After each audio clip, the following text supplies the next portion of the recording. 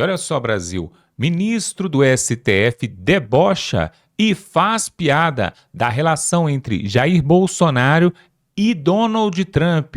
Eles tremeram na base e agora estão partindo para cima e atacando a moral e a integridade de Jair Bolsonaro e também de Donald Trump. Você vai ver isso aqui agora.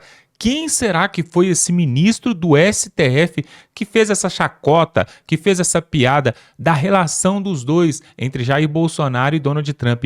A esquerda está com ciúme porque sabe que o tempo está correndo e já tem hora marcada para que eles também possam responder sobre tudo que eles vêm fazendo aqui no Brasil. Confira agora, pessoal. Olha só que esculacho, que barbaridade.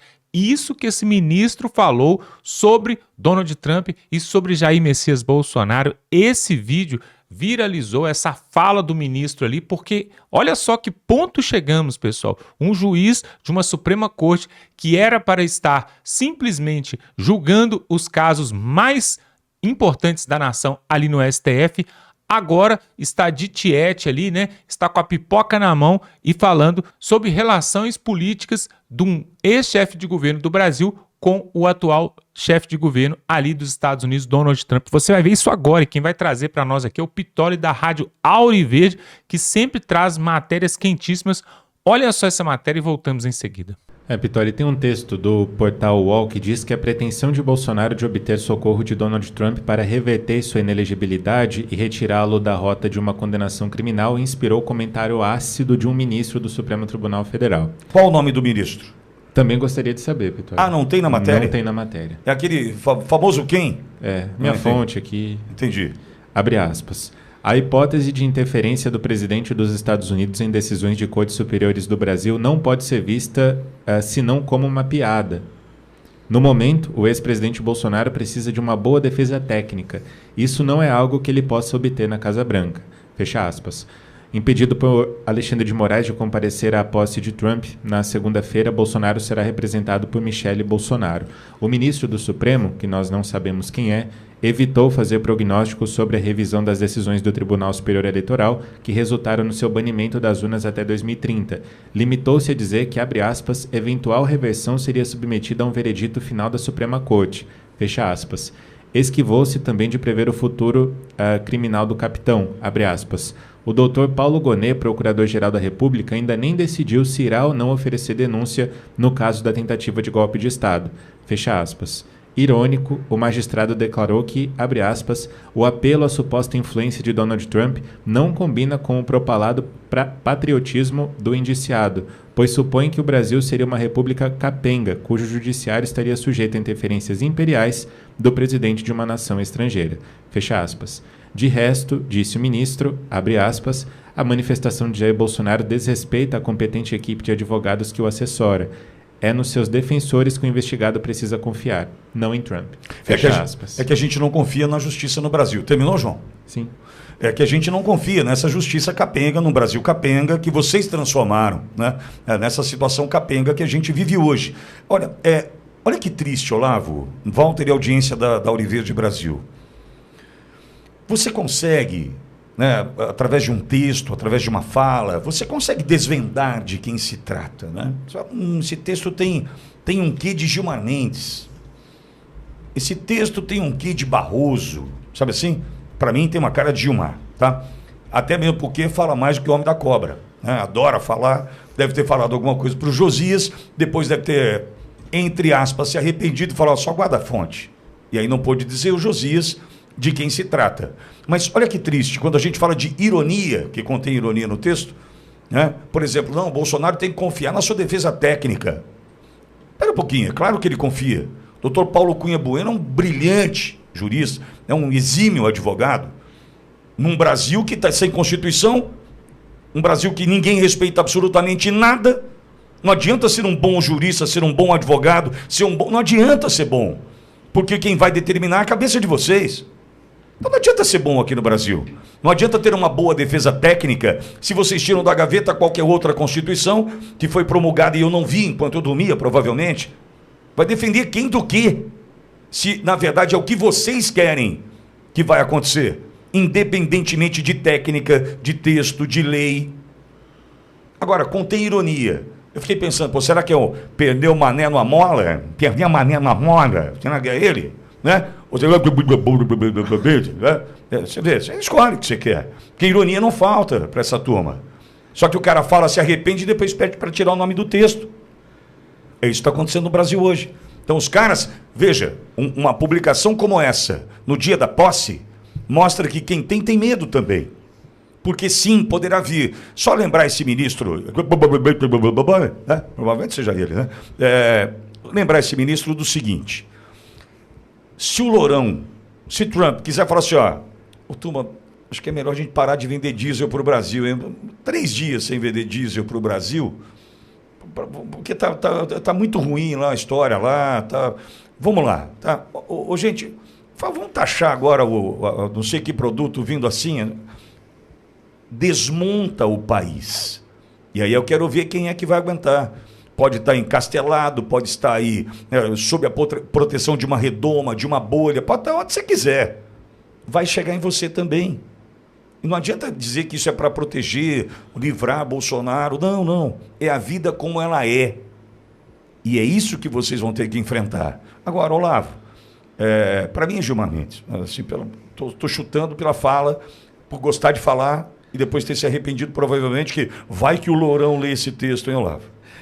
Vamos usar esse anonimato para fazer uma crítica mais dura, né? Não sabemos quem é, então podemos criticar de maneira mais dura. O jeito tem, né? Daquele que fala com a repórter lá na hora, né? Pelo celular, né? Depois a repórter tem problema, o cara sai na defesa. Quem será, né? Quem será? Mas, enfim, influência capenga imperial. Mas se a justiça brasileira, e parece que talvez esse ministro, que nós não sabemos quem é, que é uma incógnita, recebe influência capenga do governo federal. É triste ver a justiça polarizada por aspectos políticos, a justiça enviesada na política. É triste ver ministros manifestando suas preferências ou seus julgamentos antecipadamente. Agora, Pittoli usou uma expressão que chamou muita atenção, a bolha, né? Talvez o tão importante STF como Corte Suprema, como Corte Máxima, como palavra final da Justiça, importantíssima, mas esteja se perdendo numa bolha, esteja se perdendo em juízes ensimesmados, achando que não há influência mundial, que eles estão tão empoderados, são tão donos de si, que estão alheios à influência mundial. Isso chama arrogância. Arrogância. Está ficando arrogante, se achando empoderado demais. E precede o que essa arrogância? A ruína. Por isso que eu gosto muito da Bíblia. A Bíblia é a fonte suprema de sabedoria. A ruína vem em seguida à arrogância. E é triste de ver um tribunal tão importante pautado em ideologias de esquerda, mas talvez o nosso coração se anime, porque a ruína é o próximo episódio.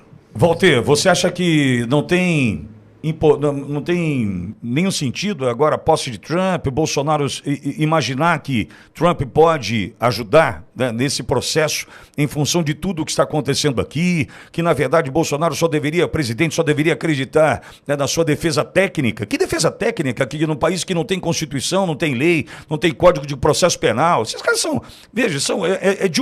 de uma hipocrisia, de uma arrogância, de uma prepotência, dá asco, né? Agora, hein, Walter, mas o nome do ministro não apareceu, o que eu acho um ótimo sinal, hein, Walter? Eu acho que não tem defesa técnica possível.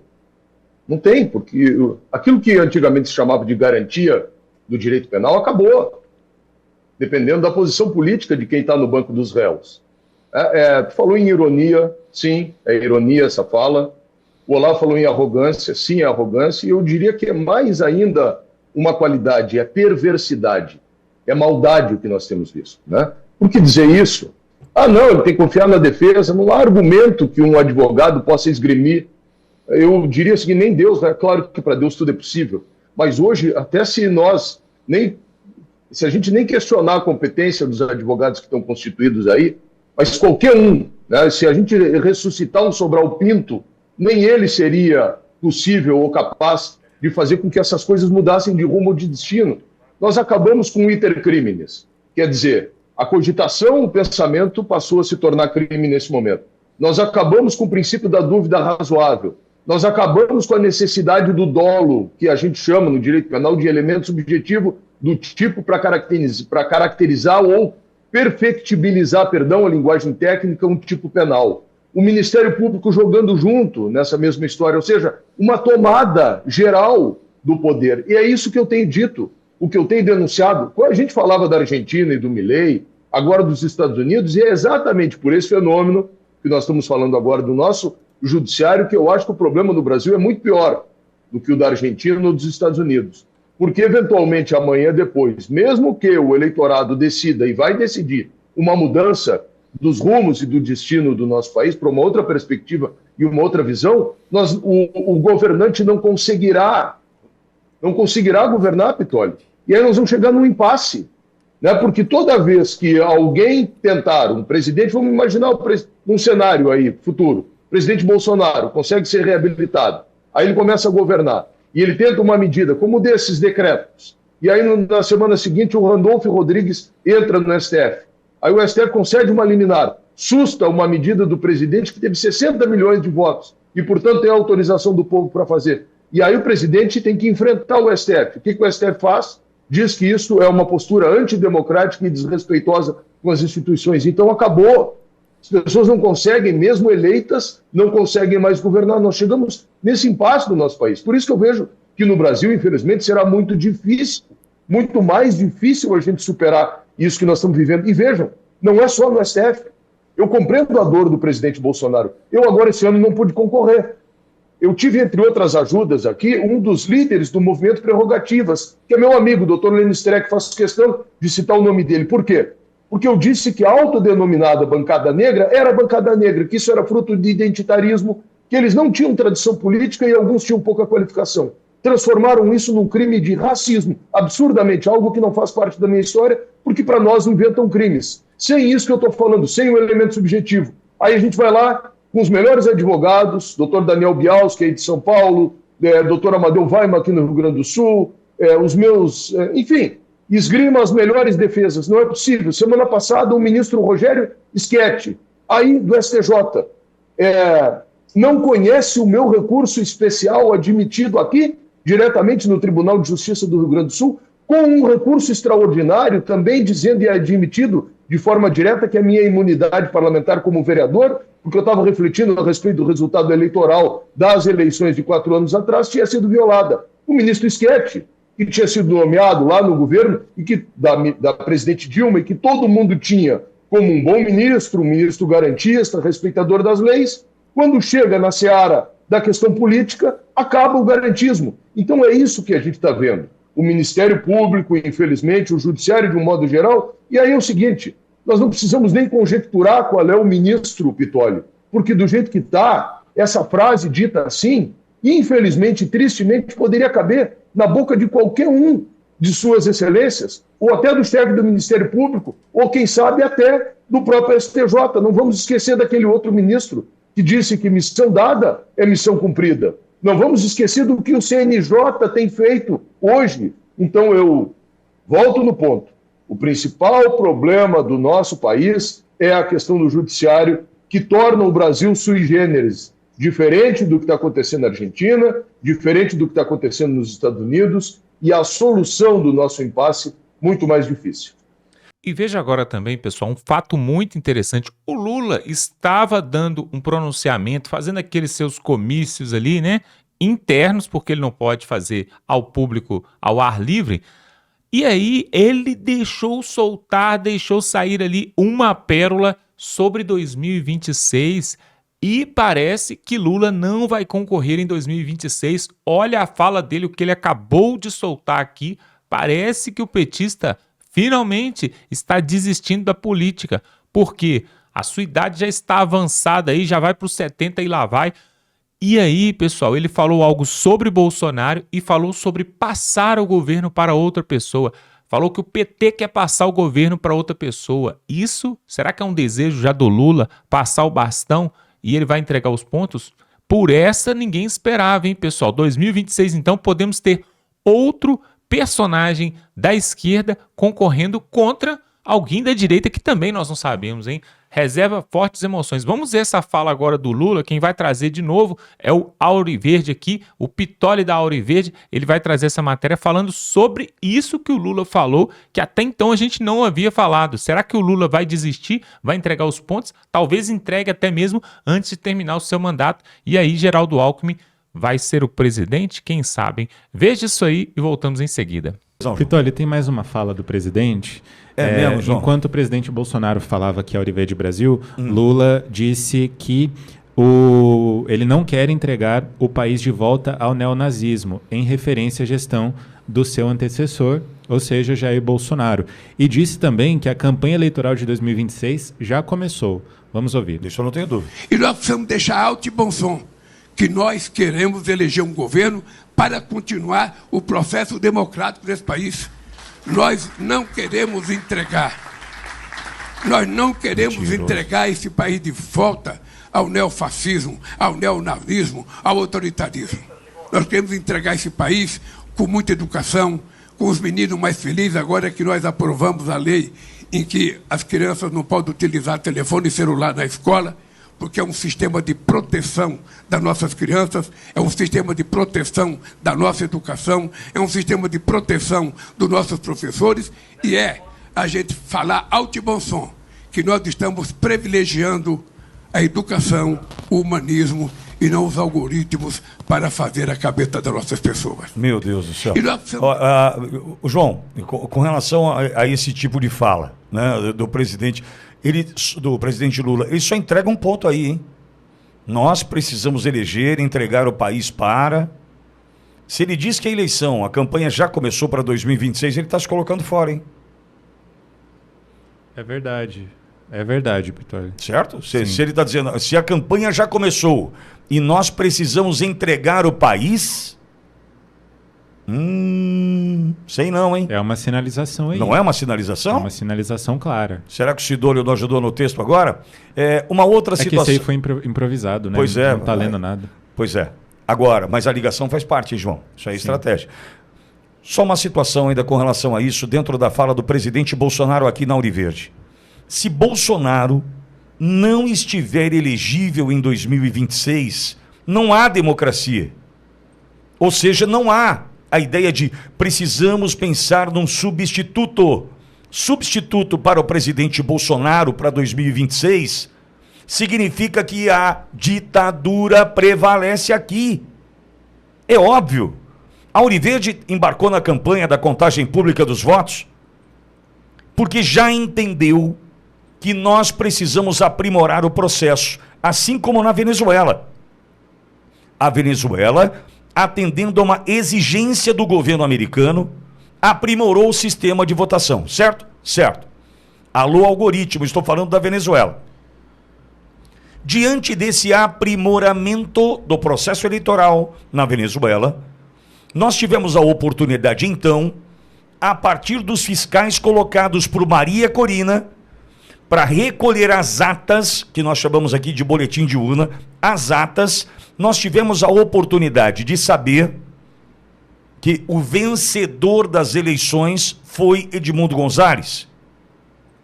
Ou seja, Biden exigiu, Maduro perseguiu os opositores para ficar sozinho no pleito, surge Edmundo Gonzalez e graças ao aprimoramento do processo eleitoral na Venezuela, nós descobrimos que esse que aí está hoje, amigo do Lula, que ele quer paz com ditador, o Lula. Ele quer paz com ditador. E paz com Trump é porque ele está com medo. É essa a verdade. Paz ele quer com ditador e com Trump, mas com Trump é por conta do medo. Só por isso. Porque ele sabe que tem o Hugo Carvajal lá. Por isso que ele quer paz com Trump. Porque ele sabe que ele vai chegar, a batata dele já está assando. Já está assando. Mas vamos lá. Bolsonaro diz aqui nessa rádio, hoje, se eu não estiver elegível em 26, é porque está tudo errado. Está tudo errado. Tudo errado. Mas o Lula não quer entregar o Brasil de volta ao neofascismo, não. Essas groselhas que ele diz. Porque ele sabe quem é fascista hoje no Brasil. Ele sabe quem comanda a imprensa no Brasil hoje. Através do seu dinheiro, você que paga imposto, você sabe muito bem que o seu dinheiro vai hoje, 300 milhões de reais em 2 anos, foram para a Globo. Para sustentar o quê? Repórter que bate no presidente Bolsonaro, alivia para o Lula. Bate no presidente Bolsonaro, alivia para o Lula. Que acha qualquer oportunidade para atacar o presidente Bolsonaro e qualquer oportunidade para passar pano para o Lula. Quem é fascista aqui? Autoritário e comanda a imprensa, comanda a notícia. Quem é fascista aqui? É um mentiroso. Isso aí não se sustenta. Porque o Lula fala, não fica 30 segundos em pé. Pois é, pessoal, tá aí a fala, né? Você viu na Auriverde aí essas 2 matérias importantíssimas, né? Falando sobre o futuro do Brasil com respeito às eleições, né, de 2026. O Lula dando essa deixa aí, parece que o PT quer pular fora mesmo aí.